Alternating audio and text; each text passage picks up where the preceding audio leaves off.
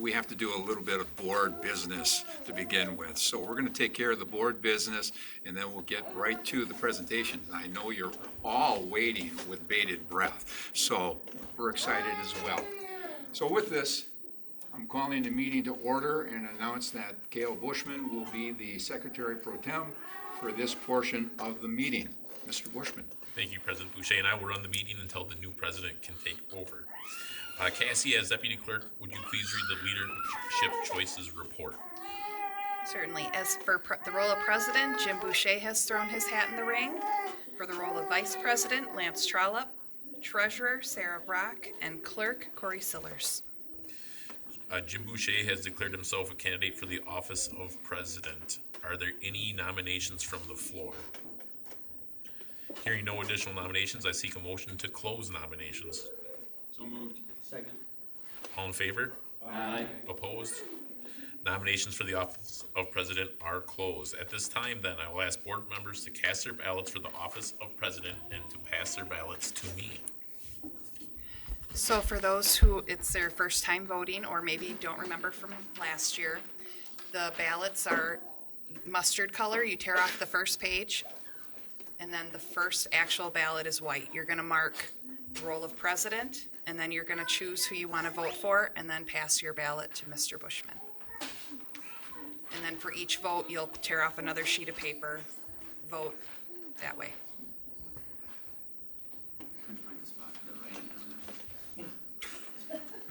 Jeez, we've got remedial reading possible.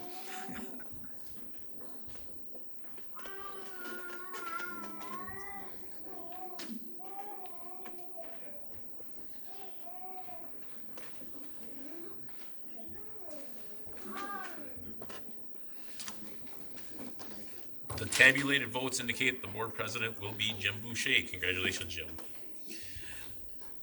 Lance Trollope has declared himself as candidate for the office of Vice President. Are there any other nominations from the floor?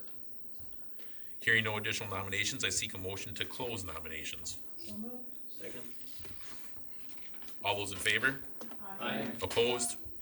Nominations for the office of Vice President are closed. At this time, then, board members, please cast your ballots for the office of Vice President and pass them to me.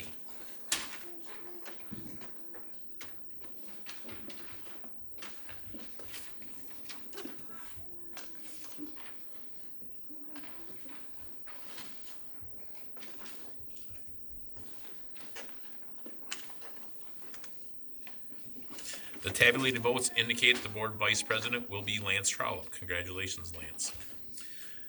Sarah Brock has declared herself as a candidate for the office of treasurer. Are there any other nominations on the floor? Hearing no additional nominations, I seek a motion to close nominations. So moved. Second. All in favor? Aye. Opposed? Nominations for the office of treasurer are closed. At this time, then, board members, please cast your ballots for the office of treasurer and then pass them to me.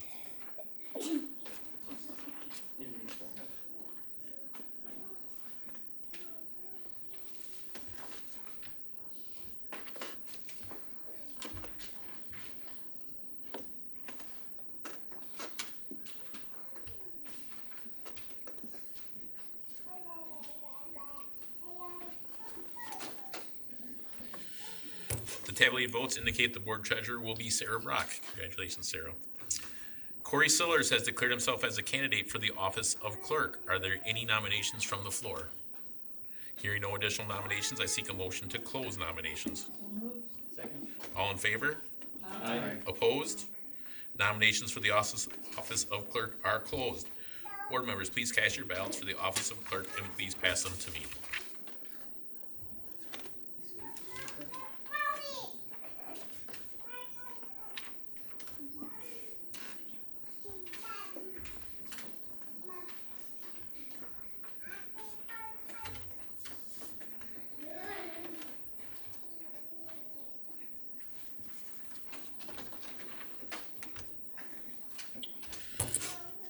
The tabulated votes indicate the board clerk will be Corey Sillers. Congratulations, Corey.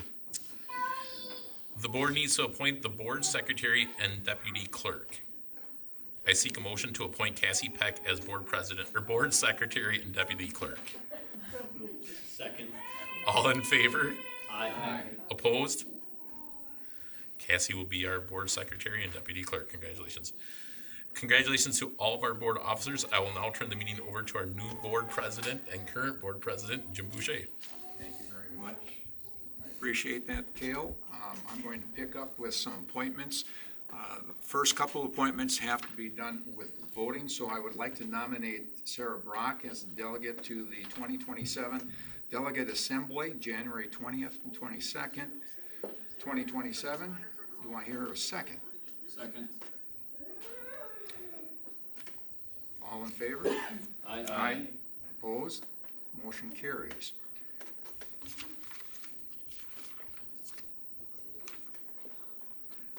I would like to nominate John Creasher as the alternate delegate to the 2027 Delegate Assembly. Do I have a second? Second. All in favor? Aye. Opposed? Motion carries. I would like to nominate Corey Sillers to serve as the board member representative to the CISA 9 Annual Convention, August 3rd, 2026. Do I have a second? Second. All in favor? Aye. Opposed? Motion carries. Continuing on, I would like to put forward Sarah Brock to serve as board member representative to the Wausau School Foundation Board. Any opposition? Sarah, you are appointed. Corey Sillers will serve as the board legislative liaison. Anyone else be interested? Corey, you would be.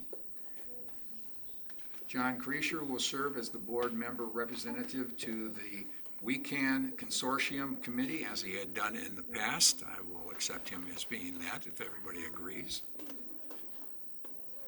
Sarah Brock, John Creasher, Yao Yang will serve as the board member representatives to the Union Contract Negotiating Committee. If you would all accept, that'd be great. Thank you.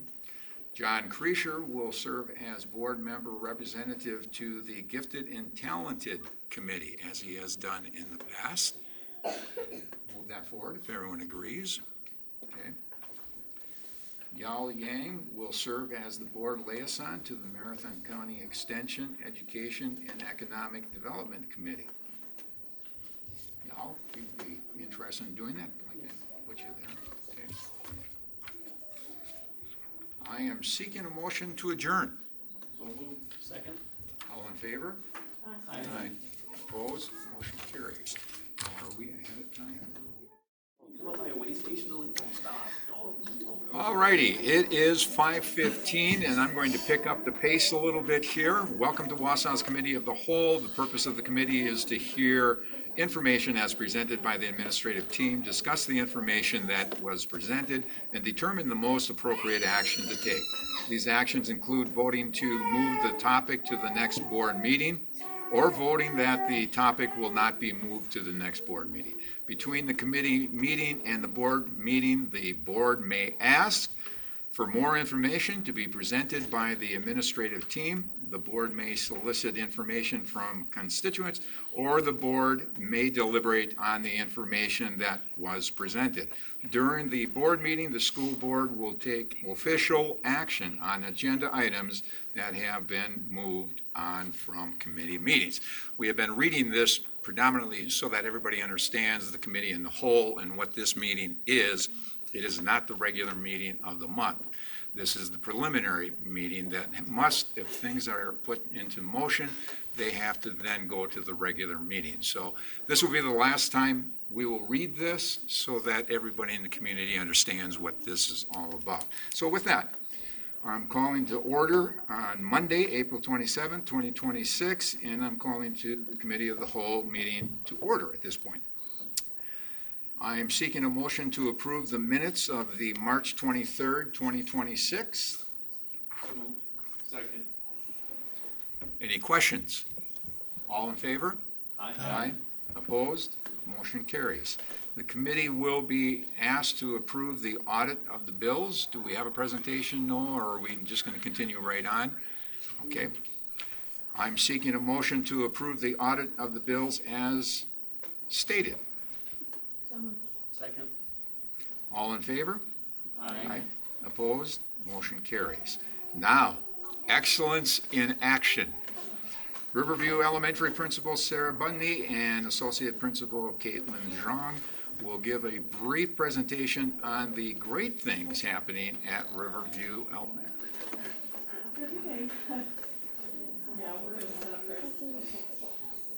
And the little ones are finally saying, finally. We're going to kind of make like a half circle around the table. Well, while they're getting set up, I'll introduce myself. So, Sarah Bundy, principal at Riverview, and you can see that we have some individuals here who are really excited to share some of the things that we've been doing at Riverview. And I'll pass this on to Mrs. Zhang so she can introduce herself. Okay. Welcome. So we thought, what better way to hear about the amazing things happening in our school than from the people that make our school a school, which is our students. So here we go.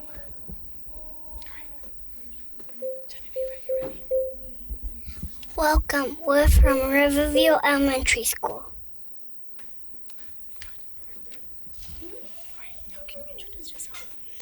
My name is Genevieve and I'm in kindergarten. My name is Juliana and I'm in kindergarten. My name is Henry and I'm in 3rd grade. My name is Parker and I'm in 2nd grade. My name is Manuela and I'm in 5th grade. My name's Lola and I'm in 1st grade. My name is Thomas. I am in 1st grade. My name is Quinn and I'm in 4th grade. My name is Priscilla and I'm in 4th grade. My name is Trini and I'm in 1st grade.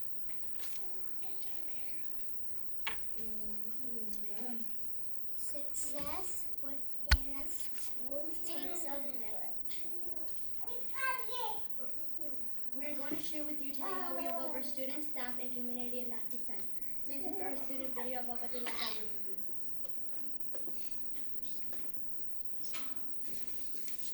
Recess? I like gym. I like recess. Recess. I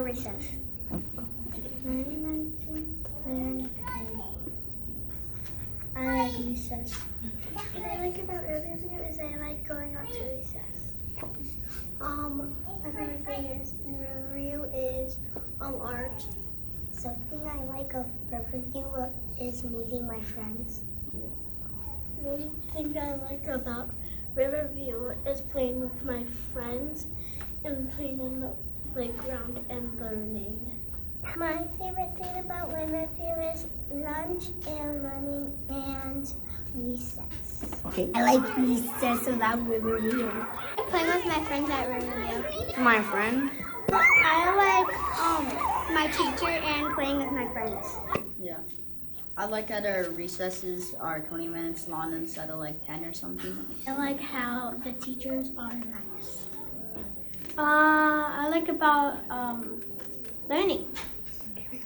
One thing I like about school is We love Riverview! Please enjoy our staff video about what they like at Riverview. Love seeing the students walk past my office. The staff and the students and the energy around here. Awesome staff, always friendly and welcoming to me, being a newbie here at Riverview. What I like most about Riverview is getting to work alongside a full pupil services team every day. I like Riverview because all of the staff work together well. Hi, there's so many things about Riverview that I absolutely love, but the thing that sticks out the most to me is the fact that I can just walk down the hallway and I see all these amazing teachers and students with positive attitudes and minds and smiles, and it's a joy to walk through the hallways here. What I love about Riverview Elementary is that it has become my second family. I like how inviting and welcoming all the staff and students are here at Riverview. I love my coworkers and our students. I love the amazing people I get to work with each and every day at Riverview. A friendly atmosphere.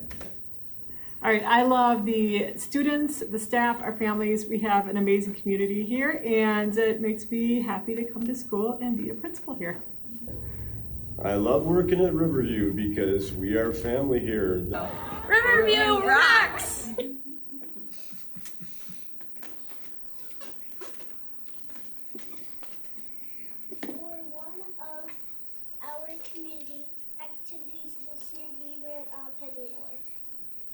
Despite our most to support, one of our staff members, husband is still closer to a diagnosis of cancer.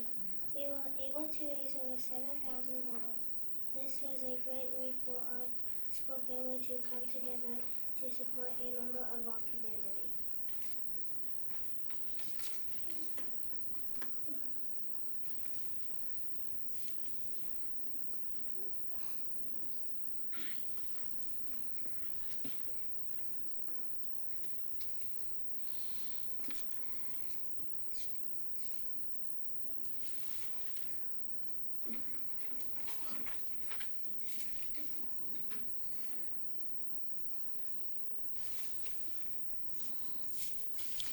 This year we had an event called Donuts with Grown-Ups. We had it over 3 days and split up by families' last names.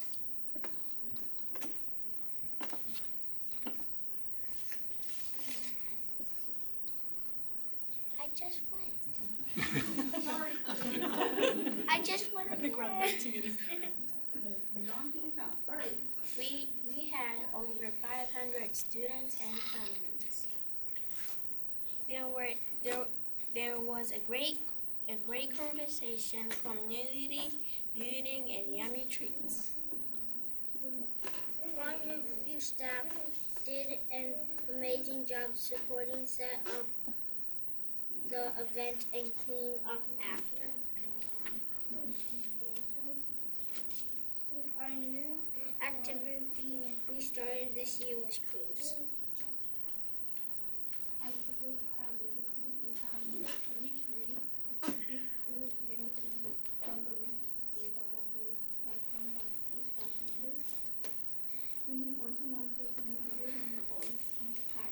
Our goal is to build a stronger school family. We're excited to share some of the events that we have completed in our cruise.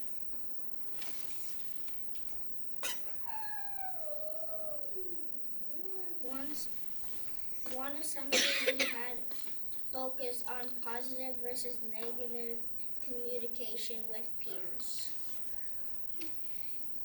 We talked about lifting each other up and that words are like a bottle of toothpaste. Once they are said out loud, we cannot take them back or put the toothpaste back into the tube.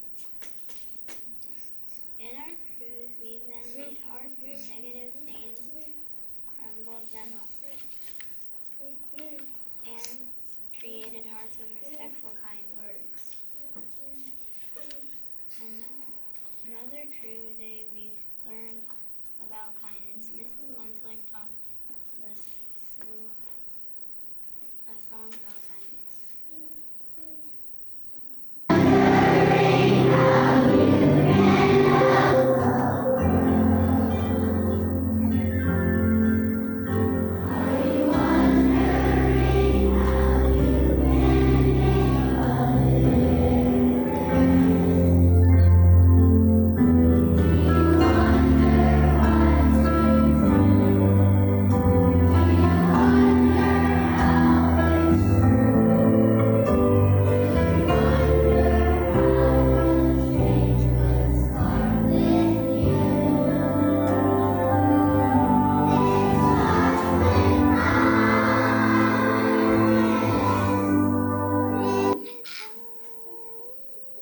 We then got together in our cruise and decorated kindness racks with our buddies. These racks will be set outside in front of our school. We brought a kindness rock for each of you. We want to thank you for all the support. Thank you!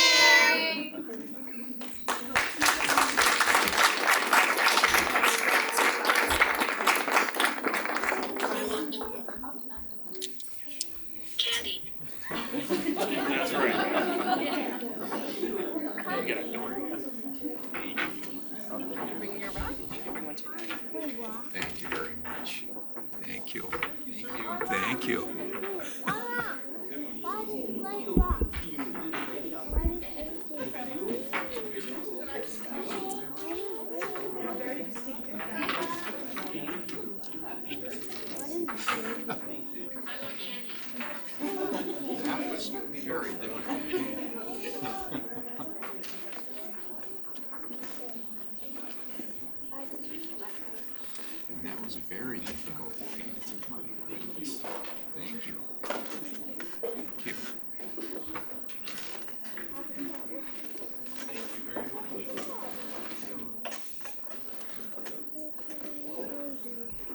Thank you very much for bringing the children in, the students. We greatly appreciate that.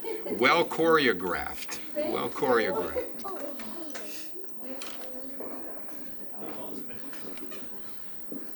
Thank you, students, for coming. Thank you, parents, for bringing them.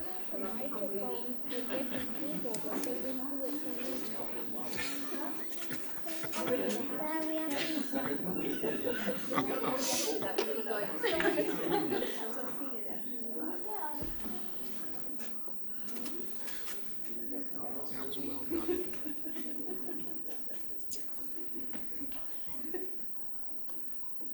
Now we have an audience. Oh my goodness. Thank you. Agenda item 5, public and student comment. There was none. There is none. Okay. I had a feeling. It's the start of a song. Agenda item 6. We're looking at Ms. Channel, Assistant Superintendent of Operations, is presenting a summary report of all legal counsel expenses incurred during the third quarter of 2025-26. The report is broken down by law firm and by type of legal advice sought. This is the written report that requires no action. Do you have anything to tell us? No, we're all good. We've looked at it already, I'm sure. We've seen it all. So thank you very much. Agenda item number 7. Ms. Channel, Assistant Superintendent of Operations, will present the budget reconciliation plan for budgeting purposes only. Now I turn it over to you. Yes. Good evening, everyone. So this is the time where we bring forth the budget reconciliation plan as a part of building that budget for the year. Yes, you can go ahead. So the topics that we're going to go through today, some of these you have already seen and some will be new. But we'll start with the 5-year fiscal forecast. That will be on the next slide. And you have seen this before. This was presented to you about a month and a half ago. Just as a reminder, we have to reduce our spending of $1.7 million for the 26-27 school year. And as you see going across, as we look at that 5-year fiscal forecast, you'll see that the following year we have to cut about 1.4 million. The following year after that, 1.5, and then it drops down a little bit to the 900,000s, and then to the 700,000. So we are still moving forward with that projection tool that we built for you a couple of months ago.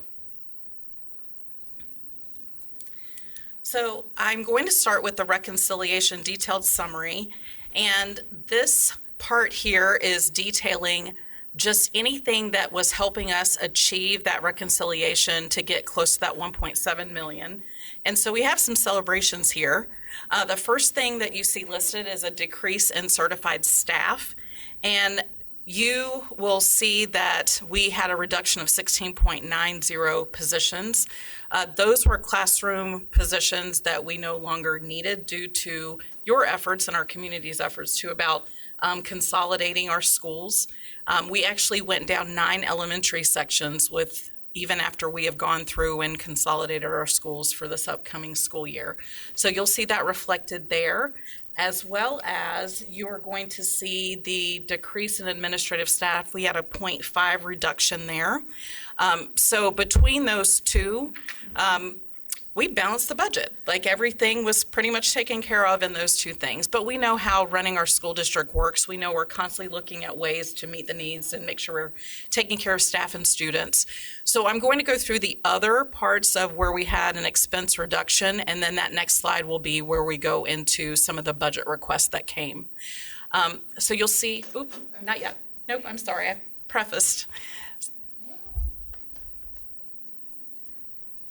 And it looks like it's cutting off my, yep, can you zoom out just a little bit, because those,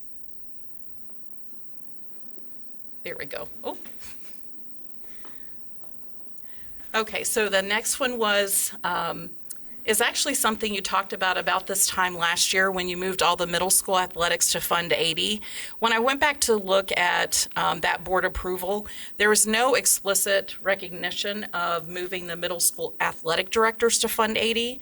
So part of this budget reconciliation is to see if you would be in agreement to have that moved over to Fund 80 as well, so that all of our middle school athletic things are being housed in that fund.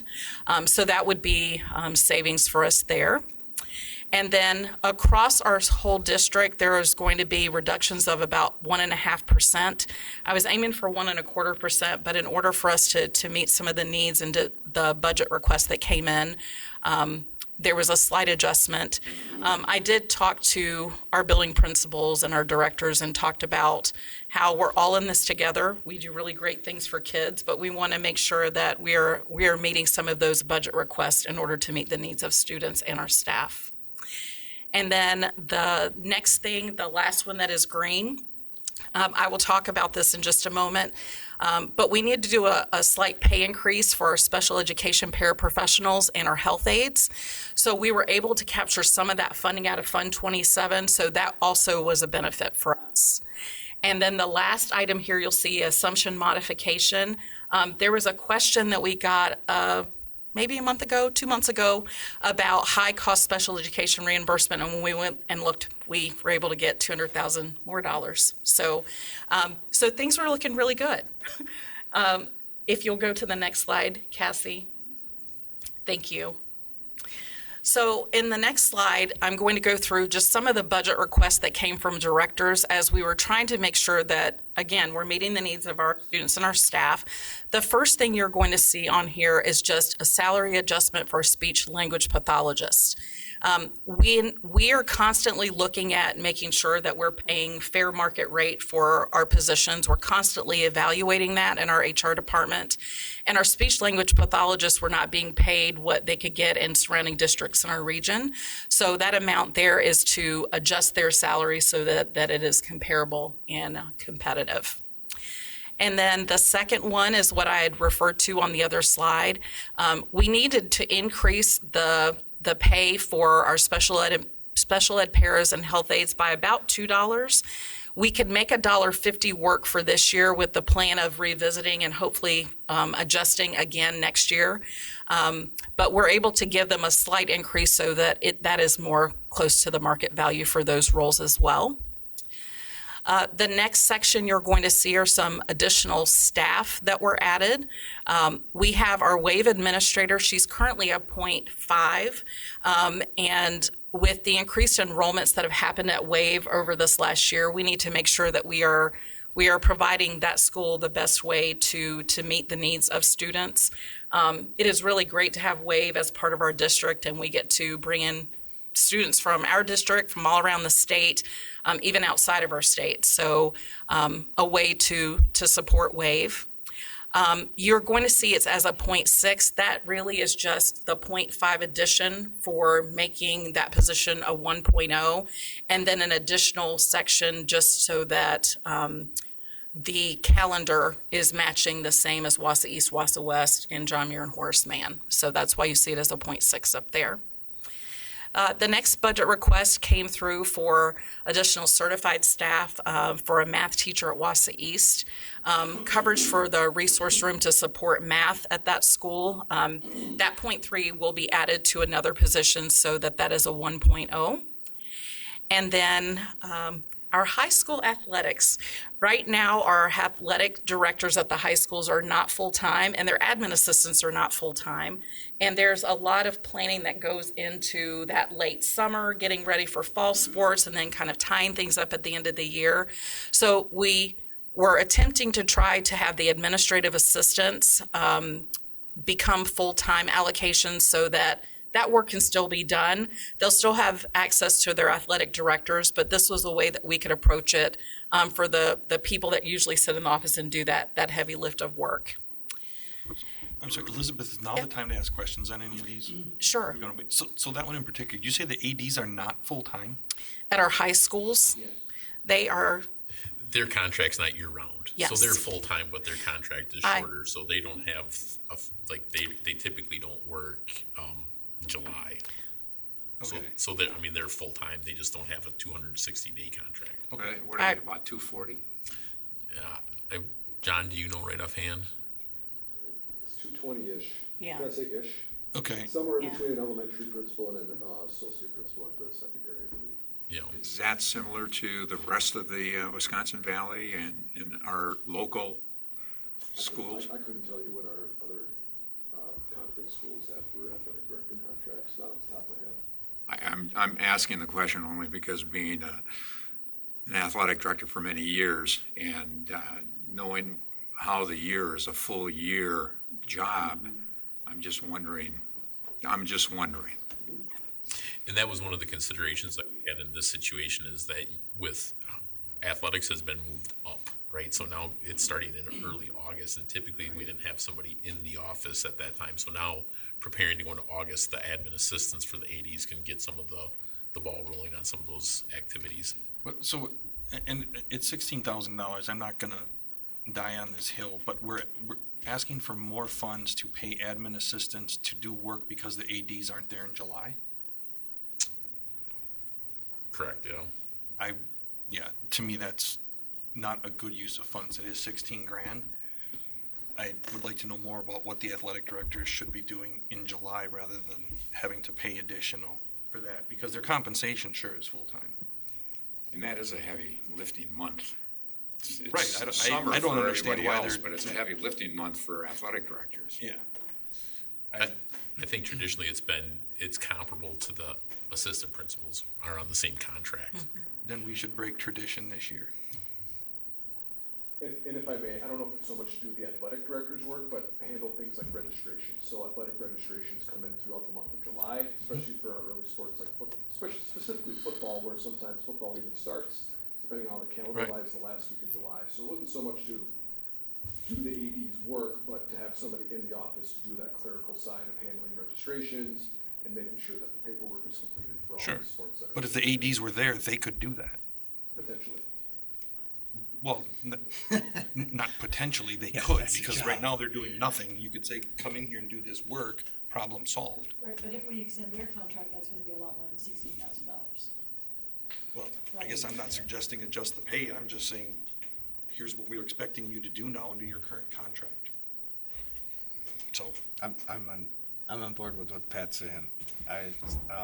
Is the 3-6, is that getting divided between east and west? Yes.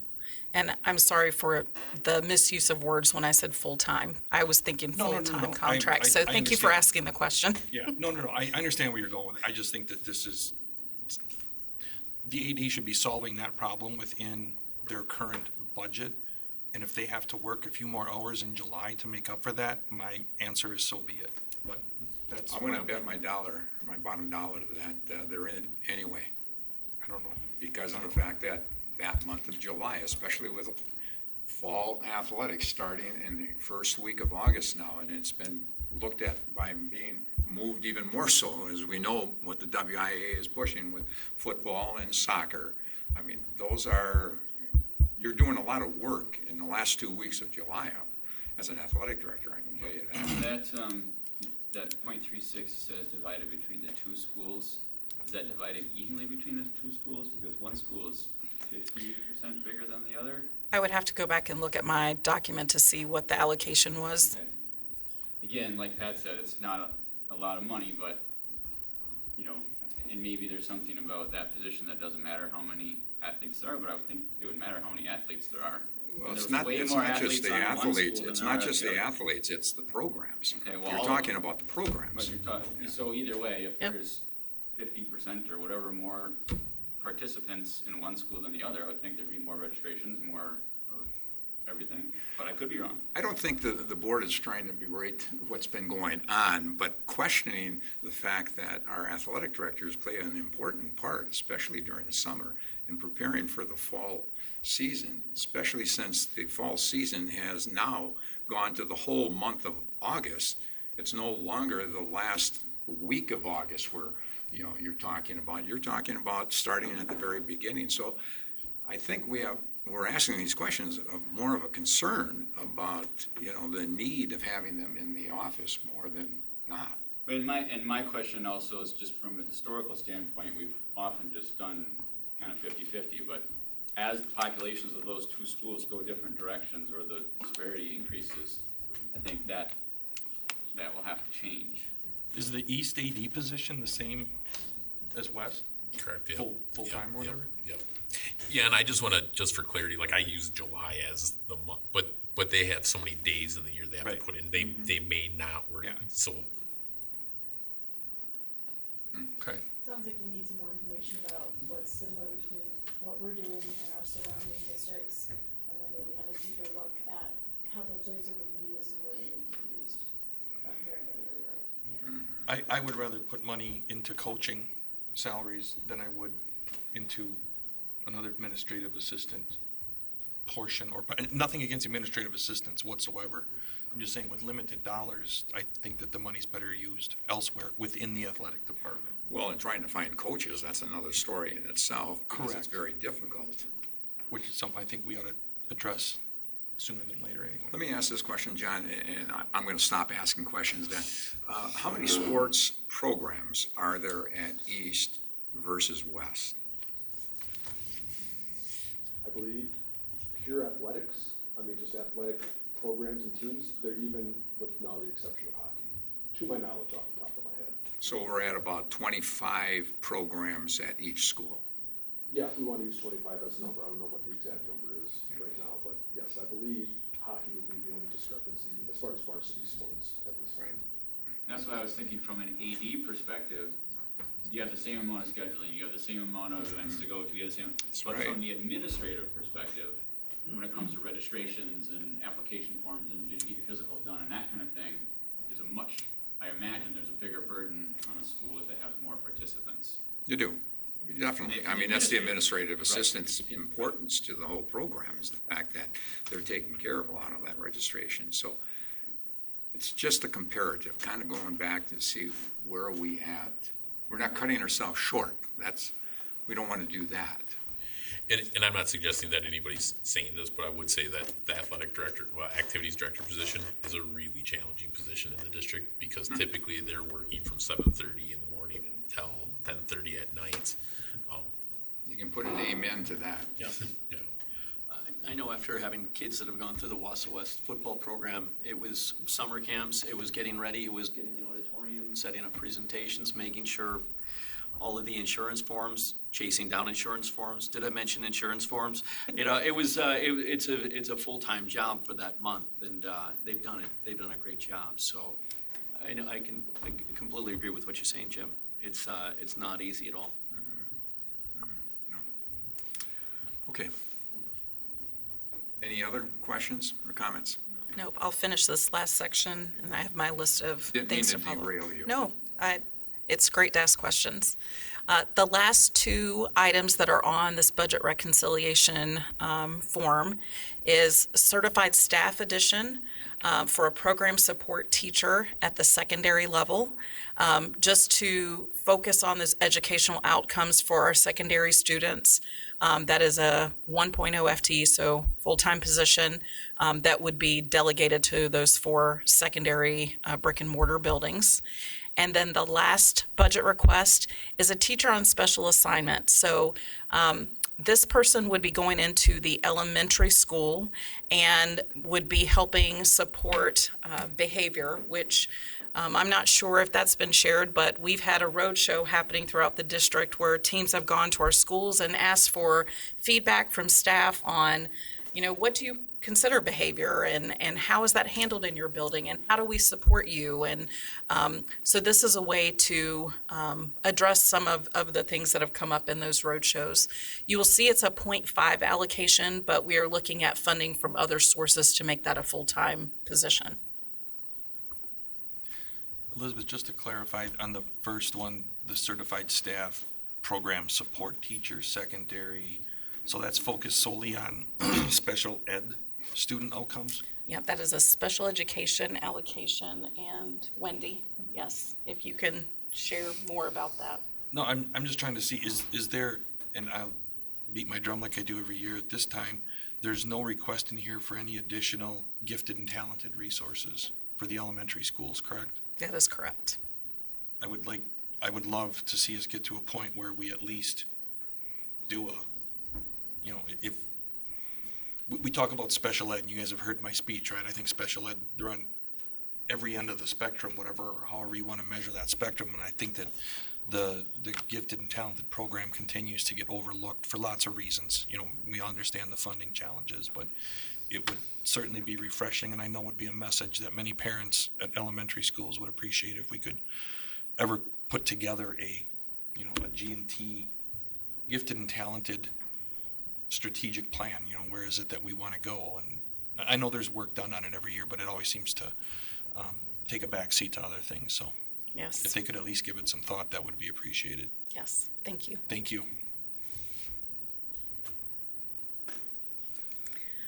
Okay, so the next two slides are just the budget calendar, just to bring this to your attention.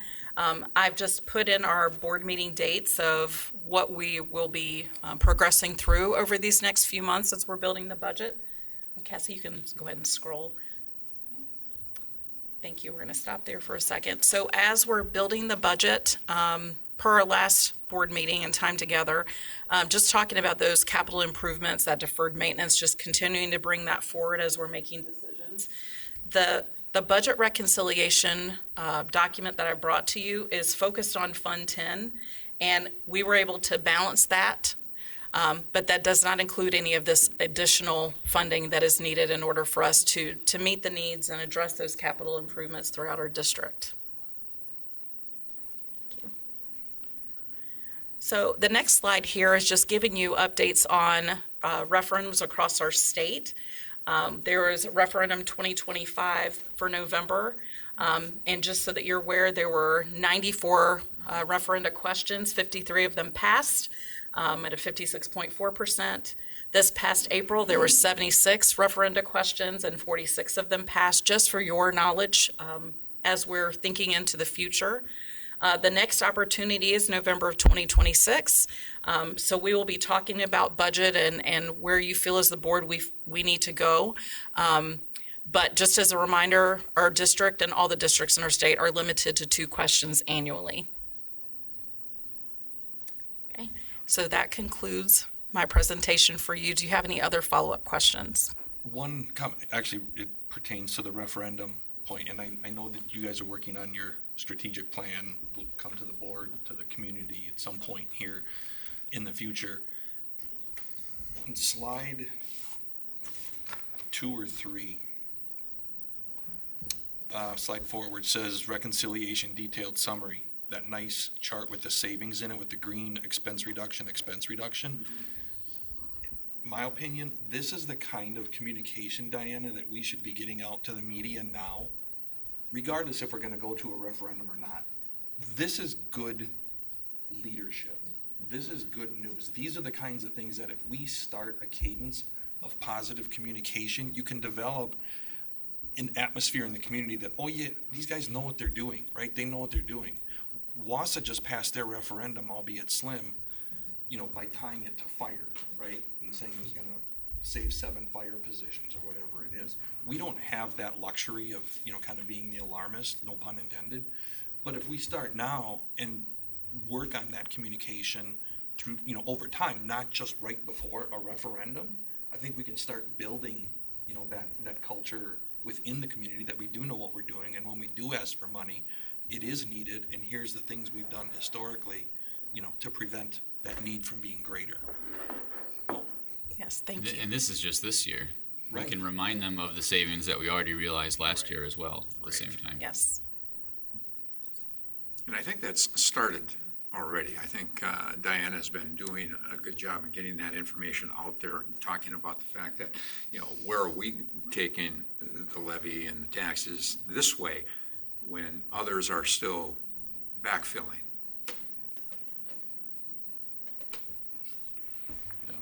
I agree with what you're saying, Pat. And I was reading throughout the state of the referendum that didn't pass, and the number of communities that were shocked at the layoffs that were going to happen, and then staff reductions, and suddenly it's, wait a minute, this is going to hit my son or daughter's class. Suddenly it became real. So if we could get ahead of this, I think you're doing a great job with it. I agree. We need to get this out. A lot more. Yeah. Yes, and this is definitely a team effort. When we're looking at our whole district, we're looking at, Wausau's great. We do great things by kids. So how do we keep that momentum? How do we get that message out to everyone? So thank you. Well done. Anything else to add? No. I'm seeking a motion to move and to accept the budget reconciliation plan as presented for budget development purposes only. Second. Any further questions? All in favor? Aye. Opposed? Motion carries. Abstain.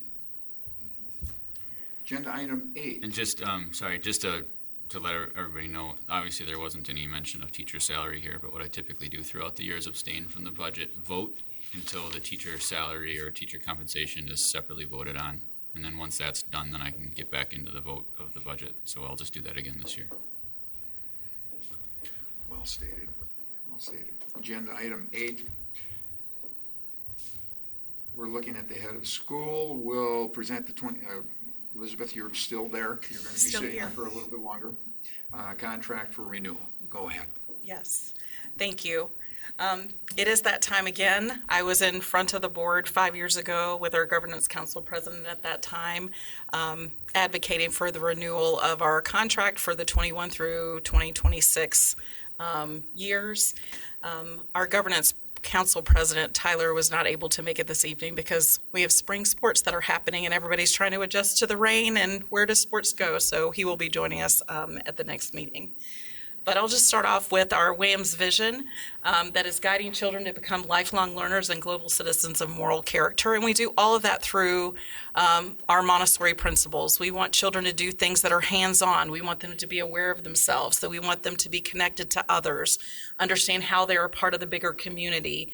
And we want them to have real life experiences. So we do all of that within our school. If you can go to the next slide. So I decided just to share some pictures of the things that we have done. As many of you already know, we celebrated our 20th year. So we just have amazing staff and amazing families that are a part of our school.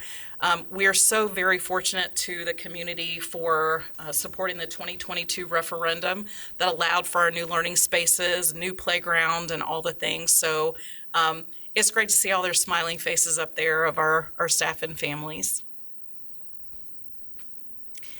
And so in our Montessori school, we celebrate a lot of things. I've come to you many times before to share about how we have larger class sizes, and we enjoy that because they're multi-age. And so we get a chance to allow children to be in a room where they can learn from the younger kids and learn from the older kids, and just like our community. I mean, everybody learns from everyone. Everyone gets leadership opportunities. We really teach children how to think about how they learn and how they can best utilize those skills. We focus on practical life, which is connected to what are you going to need to be able to do as an individual when you get older and you live on your own or you have a family. What do you need to be able to do? And we focus on just nature and connection to community, and helping children understand how important they are to this world. Because I know in this day and time, it's really easy to get kind of lost in everything, and everybody matters. So we just need to make sure our children are growing up feeling that way. Our children and families enjoy our new playground equipment. It has been a lot of fun. We've had a lot of visitors from the neighborhood. Families enjoy that we're student focused. We provide differentiated work, and we make sure that all of our curriculum is interconnected, but it still meets Common Core state standards. That is an expectation of the state. We're able to meet that. We just teach it a different way. And again, just connections to the real world. So for those that are maybe newer to our journey, our school opened in 2005 for grades 1 through 5. In 2007, we got to add grade 6. In 2011, added kindergarten. I became head of school in 2017. And through a lot of collaborative work with our families, with our governance council, we came to the board and you approved for us to add 7th and 8th grade in 2022. And then we got to add 4K in 2024. So our dream of being a 4K through 8th grade school came true And thank you to the board for supporting that and to our community for supporting our school. So here are just some pictures. So these first set, just some of our Children's House, our 4K and kindergartner learners, just doing typical things in the classroom. We teach children how to wash dishes and how to appreciate nature and how to collaborate with others, and just anything hands-on that we can get them into. And so we have a lot of Montessori materials that allow children to understand what we teach in a very concrete way, because it will build that understanding so they can do those abstract concepts as they get older. And this next slide, that first picture on the top left, is from our 20th year anniversary celebration. We had students that were presenting.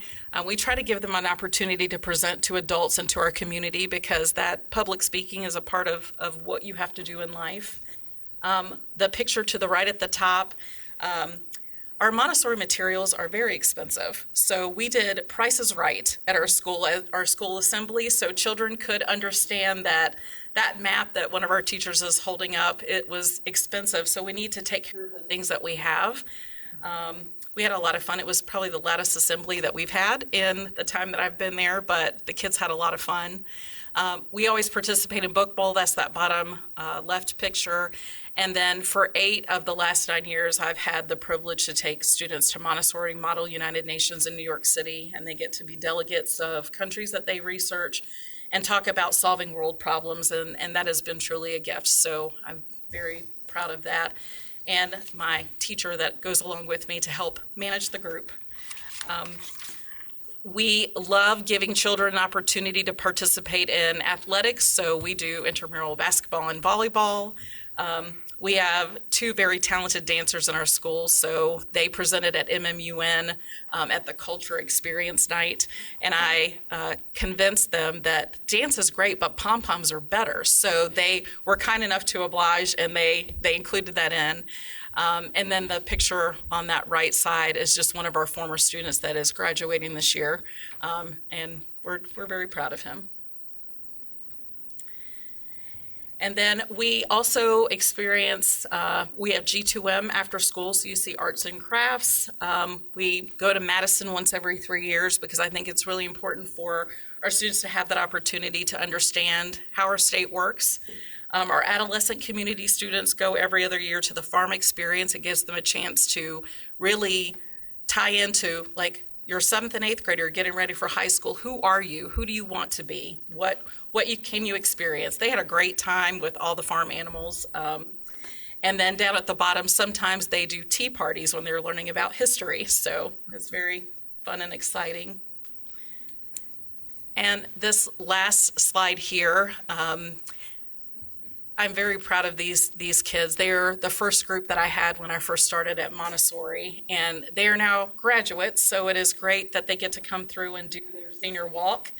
The blue and green stoles that they are wearing, the 7th and 8th graders hand sewed those for them to give those as gifts to them. Just another way to get them to be hands-on and do something and give away their time and talents for a really good cause. So it's great that we had our seniors come and do their walkthrough with us.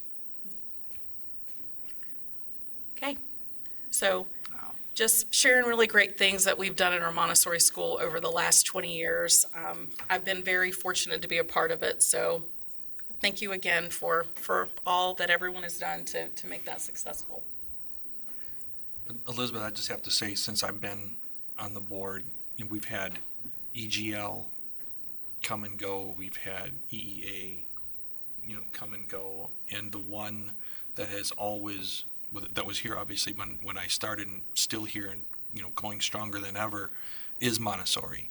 And as much credit as you give to the board and to the rest of administration, enormous amount of credit goes to yourself, because the work and the passion that you have put into this since the day I've arrived has been nothing short of phenomenal.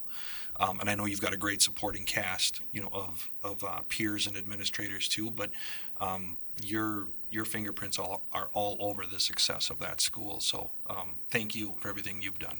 Thank you. And now you have your fingers on a lot of things. And you mentioned the one comment, and you and I have talked about this. I would love to see our high schools have the Model UN clubs developed that you started, because the Model UN clubs then take students in high school to different parts of the country, different countries in the world, and it's a very competitive organization. So you have pioneered that. Congratulations. Well, thank you. I think it existed before I came, and then I got hired, and it's like, you take kids to New York, and I was like, oh, okay. And it was a great experience. But I think a lot of the great things that I've experienced here in the last decade have been a lot of, oh, okay, I get to do that. All right, I'll figure it out. It will be fine. So. Thank you. Any other comments? Well done. Well Thank done. you. Since my first week here, we went out with Kale, and your staff is great, and just the learning areas are just impeccable. So Yes. congratulations. Thank you. I hate to move us along, but Yes. we're going to. I'm seeking a motion, recommend to the full board the approval of the Wausau Area Charter School contract as presented. So moved. Second. All in favor? Aye. Opposed? Motion carries. I'm seeking a motion to adjourn. So moved. Second. All in favor? Aye. Opposed? Motion carries. I'm calling our next meeting to order. And with that, I'm requesting for a closed session pursuant to state statutes. I'm looking at preliminary discussion regarding potential litigation, 19.85, and that would be it. So moved. Second. Roll call? Sarah Brock? Yes. Charles Berger? Yes. Pat McKee? Yes. Corey Sillers? Yes. Lance Trollope? Yes. Yao Yang? Yes. Jim Boucher? Yes. Thank you. We are now going to close.